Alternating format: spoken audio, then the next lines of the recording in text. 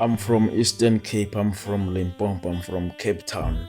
How to join ibandla lamaNazaretha, how to become a full member. Well, let's hear ke ubaba umfundisi uNgidi, uReverend Ngidi ukuthi ke uyena uthi ke ujoyina kanjani ebandleni lamaNazaretha. Want to join the NBC, the Nazareth Baptist Church. The first thing you have to do, you buy a white robe and then you go for baptism.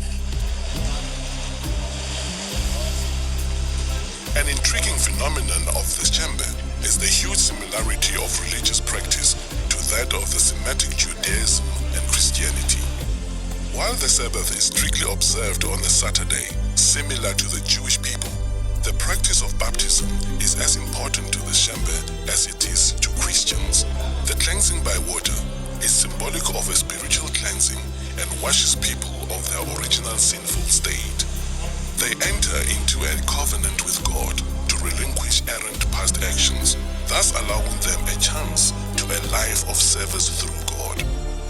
The act of total immersion is a symbol of purification, a symbol of surrender, and a symbol of a new life as an amaNazaretha. Well, kade ke ngangikuchaza ke lokho ukuthi ke bese phela uthatha isifungo sokuthi wena uyakholwa.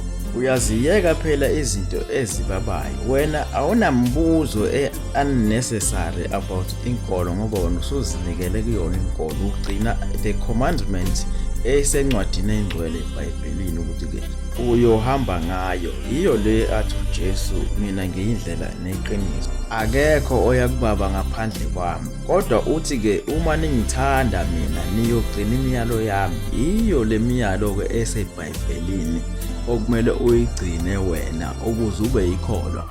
Ngakho uma uyikholwa elisabhizi liphatha into ezibabayo ngapha kodwa ngapha uthi uNkulunkulu uyazikhohlisa. You have to surrender for your sins. Ngenhliziyo yokuqala uthi uyobhabhadiswa uvumile ngenhliziyo wathi mina sengiyikholwa. Kepha uma uyikholwa elisathinta izinto ezibabayo ngapha libhanqe noNkulunkulu awukakakholwa. You need to change. Ngenhliziyo bese uhamba emthethweni kaNkulunkulu ayilobile encwadini engcwele. Manje ke uzobe uwedwa yini ngesikhathi uyobhabhadiswa? Cha bo, njengoba ke uyibonile ivideo ukuthi nibaningi. Asike sithathe ke umfundisi asichazele ke ngalokho ukuthi usuke uwedwa yini. We baptized about 2,000, 3,000, 4,000 people every Sunday. It was not like this during the time of Isaiah Shembe. There were few people then. But now the church has grown in such a way that we don't even know how many people are here. People are converting to the church. You must remember this church started from nothing.